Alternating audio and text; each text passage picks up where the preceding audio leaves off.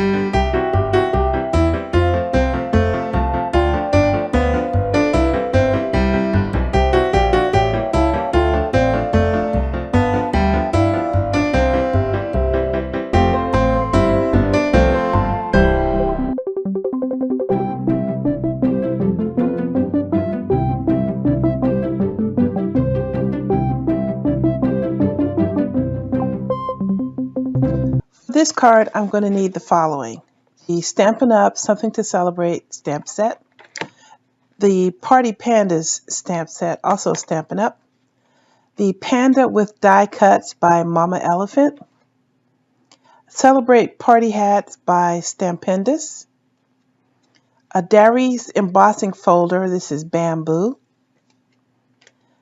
the Happy Die Cut from Honeybee Stamps, and the Love Bug stamp set by Honeybee Stamps.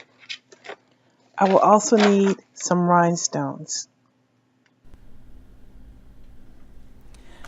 My first step is going to be to get the panda on the smaller of the two white pieces of paper. So I'm going to stamp him right along the bottom here, not too close to the edge, but close enough. All right, there he is. Give him a second to dry. And now I'm going to take my gray pencil and I'm going to shade on the left-hand side of the panda's face and also of his tummy. This is not going to add color, but I'll just add a little bit of depth to the white belly. I'm going to take my water pen and just blend that right out. A little bit too much water there. Dab that off. Okay, now he has a little bit of shading. This just needs a moment to dry. And now it's time for my die cutting. So I'm going to take the panda die cut and cut the panda out. And I'm also going to get an additional panda out of this black one, which is this mat. And I'm also going to get the word happy from here. Now this will be some more paper saving because I'm going to have this inside the outer edges so it won't show. It'll be covered by the white panel, so that way you can save a bit of paper. So I'm also going to take the other mat and get the shadow here, and I forgot a piece of paper. And I need another piece of paper for, oh, come here, the happy. This looks kind of crazy, but it's all right. Okay, so let me go over that again. I'm going to cut the panda out. I'm going to get an all black panda here and the word happy, and also the first shadow out of this little scrap and the dotted shadow out of the mat. I'm going to do all of this die cutting and I'll be right back. Now that the panda is cut out, I'm going to take the embossing folder and I'm going to partially emboss this panel. So I'm going to partially stick it in, and I have opened my multi-purpose platform to tab 1, and I'm going to run it through.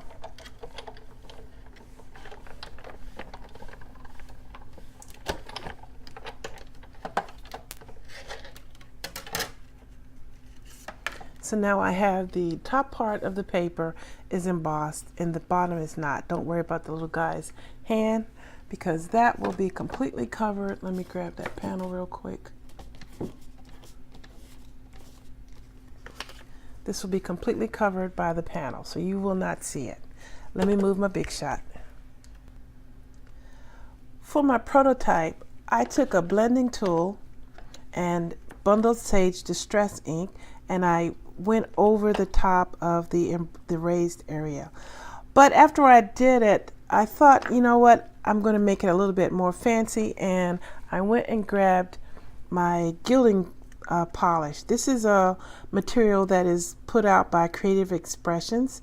This is a UK company, I believe, and I decided to go all over the front with the gilding polish to make it a little bit more shiny, and of course it'll make it more solid green.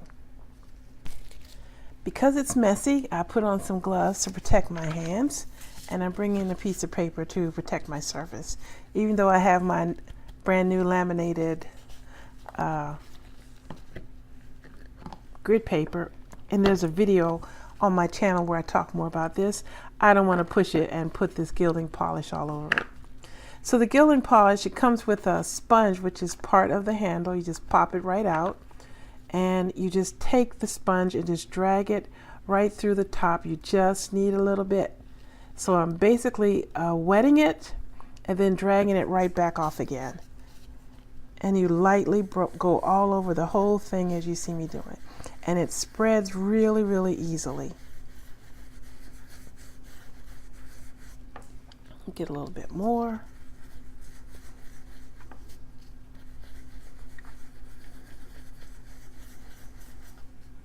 And I'm going to give this a second coat. It dries in seconds. You don't have to worry about it being too messy. But I have a tendency to touch it in places, and then I've got little green fingers, so I want to avoid that. So that's why I put the gloves on. But it dries very, very quickly. And this just adds a really beautiful sheen to it. I think I'm going to give one more. And I am going very, very lightly. There, I think that's enough. Pop that back in. When this gets a little yucky, you can just clean it with warm soapy water and dry it out, and it's ready to go again. And you can get this and all the other colors for the gilding polish online. You can get it from Amazon, but I got mine from Urban Scrapbookers in Edmonds, Washington. It's my local scrapbooking store, and they had a really great deal on them. So there you go. So let me know in the comment section which one you like. Do you like the subtle of the distress or the more deeper color of the gilding polish? Now I just need to glue together my die cuts. So taking the shadow first, just add a little bit of this glue. This is liquid adhesive Connect glue by Gina K. This is really, really nice glue. It's very similar to the Tombow, but it has a pen applicator, which really makes it easy to get it down in the little intricate places. And this just takes a second, and use the glue because that gives you a little bit of time to move it if you didn't get it quite lined up right. So just a little bit here and there.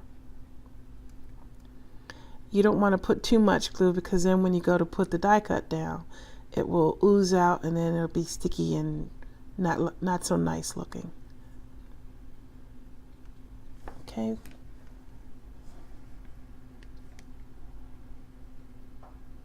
And there we go. I love these die cuts. I've just got them. There's a couple of videos on my channel so far with me using them, but I really like them a lot. And now we're going to glue the little panda guy down.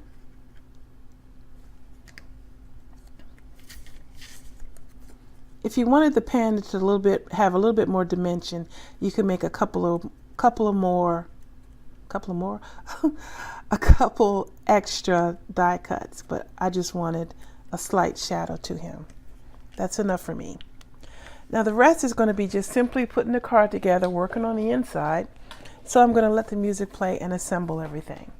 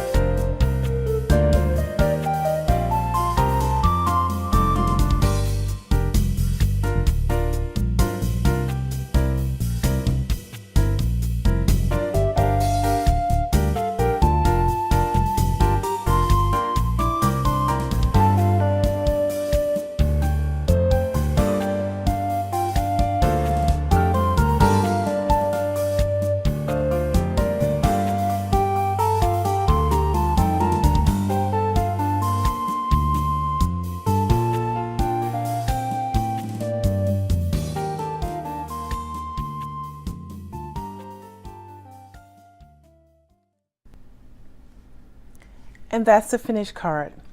I like them both. This one, the background is the Distress ink, and this one is the Gilding polish. I'm leaning more toward this one though. And that is it. I also hope that you got a chance to look at the first video where I showed the other part of the paper where I did the Father's Day card. In addition to all these cards that I showed you here, these are all the cards that I got in total from that one piece of paper. And these are a different layout because I just had a strip. And I mentioned in the first video that in addition to the Father's Day card, you could do a birthday card. So this is the same layout, but in a birthday card format. So let's see if we can't do a little bit of organizing here. And these are all of the cards that I got from that one 12 by 12 sheet of paper. The One Sheet Wonder technique is really, really helpful, and it helps you make a lot of cards very quickly and very simply. This is a total of 11 cards from that one piece of paper. And I mentioned in the first video that in addition to this layout for the Father's Day cards, I thought you could also do birthday cards. So I did 2 more birthday cards with this same layout with the little panda bear family so that you could see how it would look. And this is the strips, the little strip that was left from the cutting. I also got 2 cards out of that. Please check out my channel for the first part of this One Sheet Wonder video series where I showed how to make this Father's Day card. I will link to this down below so that you can find it easily. Thank you for watching my videos. Please hit that subscribe button, and I try to put out content very frequently, and I hope that you find useful content in my YouTube channel.